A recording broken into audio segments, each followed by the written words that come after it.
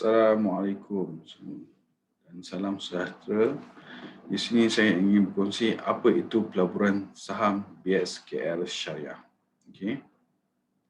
Di Malaysia, terdapat pelbagai instrumen pelaburan seperti tabung haji, ASB, unit trust, pelaburan saham di Bursa Malaysia, Initial Public Offering iaitu IPO, Future Crude Palm Oil, FCPO, sukuk dan lain-lain.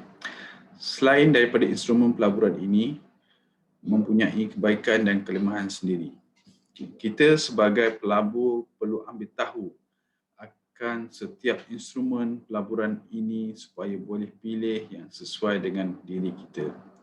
Sesuatu yang harus kita fahami apabila kita membeli saham sebuah syarikat, kita membeli pemilikan dalam bisnes. Okay.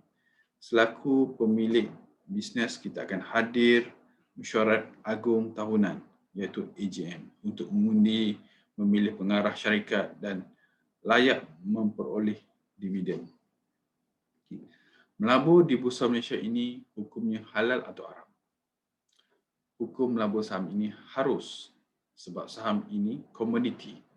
Jenis-jenis saham yang tidak patuh syariah adalah tidak sah dan tidak halal untuk dijual beli atau dimiliki untuk diurus niagakan. Contoh paling senang, saham syarikat judi, Magnum Berhad atau Genting. Okay. Tetapi sehingga November 2019, Majlis Penasihat Syariah Suruhanjaya Security Malaysia telah isytihar 696 saham syarikat di Bursa Malaysia adalah patuh syariah. Okay. Kita boleh tahu saham syarikat mana yang patuh syariah dengan mudah dalam trading platform sebab ada tanda bulat kecil di hujung nama setiap saham yang tersenarai. Contoh di sini KLK, Penta, Lionin, Sign, Timecom, Usma. Itu. Panel syariah panel syariah adalah seperti di bawah lah. Okay. Ini nama-nama dia dan ini jawatan dia. Okay. Macam mana nak melabur, macam mana nak mula melabur saham? Okay. Yang pertama adalah kita mesti memilih broker mana yang kita nak. Okay. Seperti RHB Investment Bank ke, Bank Islam Malaysia Berhad, Securities Sdn Berhad, Melaka Securities Sdn Berhad, Maybank Investment Bank ke, Kenanga ke, mana-mana kita boleh buka. Okay. Apabila dah buka akaun CDS, anda akan terima e-statement iaitu sama seperti penyata bank tetapi untuk pembelian dan penjualan saham. Penyata ini akan dihantar ke email yang didaftar dalam akaun CDS anda. Email akan dihantar sebanyak 2 kali setahun iaitu pada bulan Jun dan Disember. Okay. Akaun CDS ni ada 2. Okay. Satu direct CDS, satu lagi nominis CDS.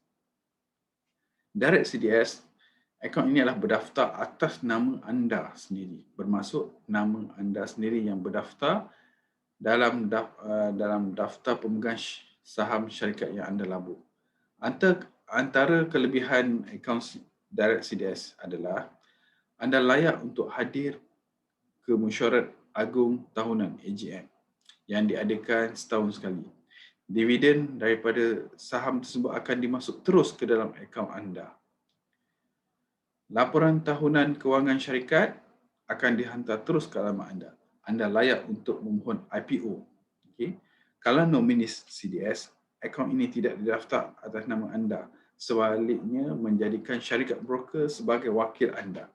Akaun CDS nomini ini boleh digunakan untuk transaksi jual beli saham. Tapi ia tidak boleh digunakan untuk memohon IPO, awam, IPO dan MITI dan ESOS. Okay. Senarai syarikat broker yang menawarkan akaun CDS patuh syariah. Okay. Kita ada 16 broker. Okay. Ini adalah senarai broker dia. Okay. Okay. Di sini saya akan kongsikan 5 sebab kenapa kita perlu melibatkan diri dalam pelaburan saham. Yang pertama, senang. Okey. Sekarang ni semua di hujung jari. Kita boleh melabur dengan menggunakan smartphone. Apa yang kita perlukan adalah talian internet. Ini bukan macam zaman dulu-dulu kala. Nak tengok harga saham kena pergi pejabat broker atau baca surat khabar.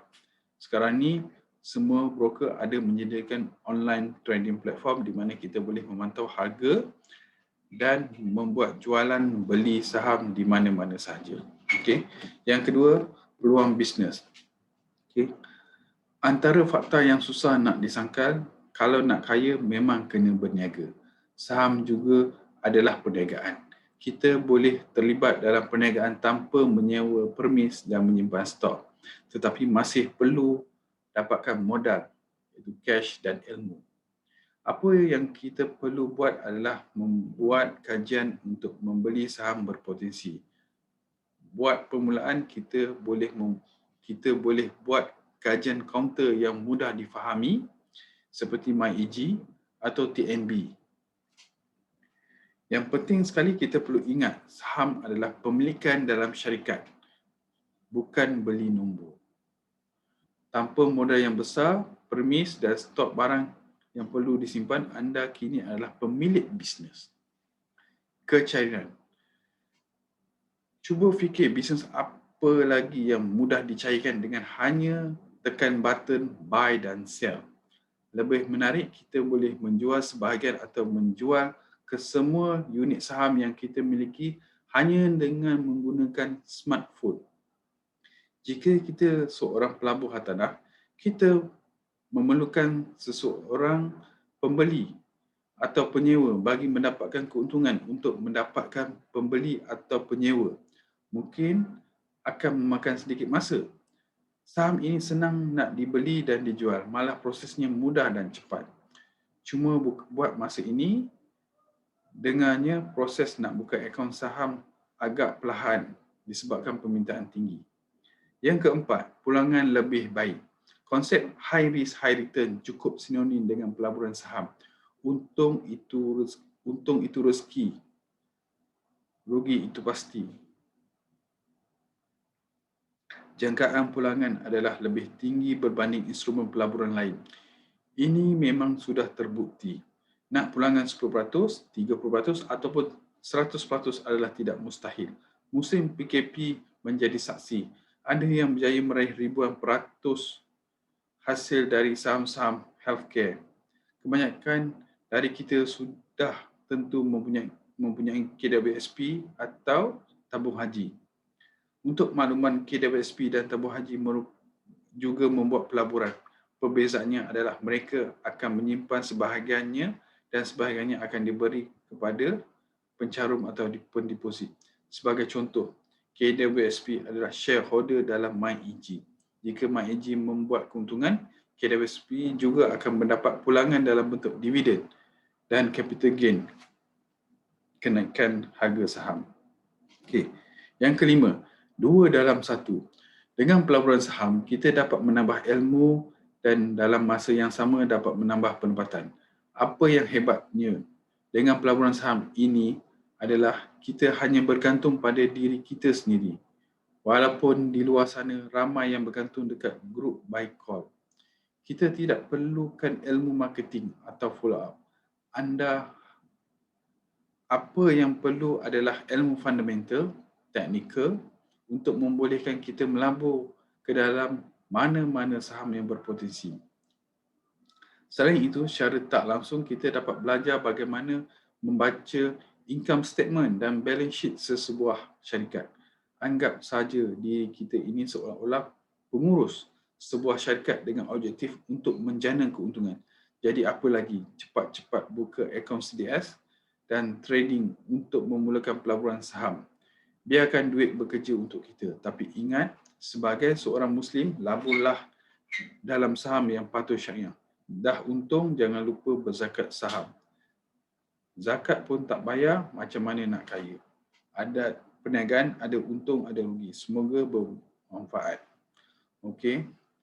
Okay, kita boleh gunakan satu app nama dia My Stock yang gambar seladang warna hijau, boleh download ke handphone untuk membuat kira-kira untung rugi. Okay. Cepatlah, kembang dulu.